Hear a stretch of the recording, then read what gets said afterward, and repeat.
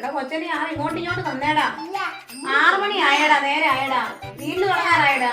ഇത് എന്നതാടാ കാണുന്നത്? എല്ലാം ഗുണമുള്ള സാധനമാണോ നീയൊക്കെ വെച്ച് കാണുന്നത്?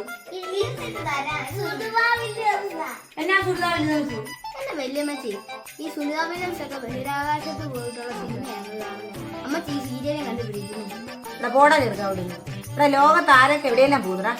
എനിക്കിപ്പോ അത് നോക്കിയിരിക്കാൻ പറ്റുമോ? അല്ല വേണ്ടി. എന്റെ വല്യമ്മച്ചി, ഇത് വല്ലതും അറിയുന്നുണ്ടോ? അവര് ജൂണിലാ പോയെ, അവരവിടെ പെട്ട് കറക്കുവായിരുന്നു. ഇപ്പൊ ഈ മാർച്ചിലാ വന്നത്. വല്ലതും അറിയുന്നുണ്ടോ? ജൂണിൽ പോയിട്ട് മാർച്ചിലാ വരുന്നത് അല്ലേ? അപ്പൊ പിള്ളേരെ പഠിപ്പിക്കുകയോ വേണ്ട, പിള്ളേരുടെ കാര്യങ്ങളും നോക്കണ്ട. ഇപ്പോഴത്തെ പെൺകുഞ്ഞുങ്ങളെ എല്ലാം കളിയതല്ലേ. കൊച്ചിനെ പെറ്റിട്ട് കഴിഞ്ഞാൽ പിന്നെ ഒരു പോക്കാം.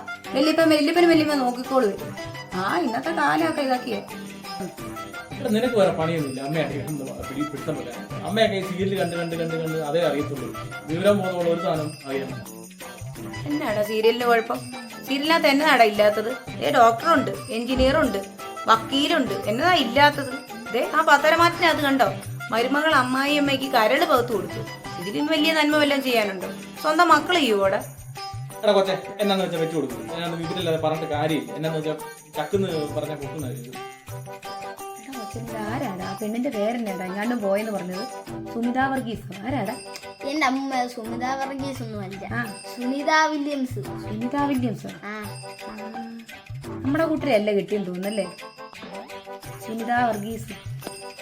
കൊച്ചെ, ചെറുനാരങ്ങ ഇരിപ്പുണ്ടോ? ഓർമ്മ എടുത്തുള്ള വായിലോട്ടൊന്നും അള്ളിക്കോട്ടെ.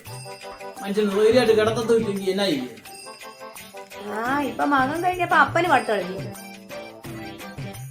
വില്യൻസ് നമ്മുടെ കൂട്ടരാണോ കൊച്ചിനോട്? തീരമുള്ളോരകിടിയും ചുവട്ടിലും ചോര തന്നെ കുതിയുന്നയോ? ഇത് വട്ട് തന്നെ.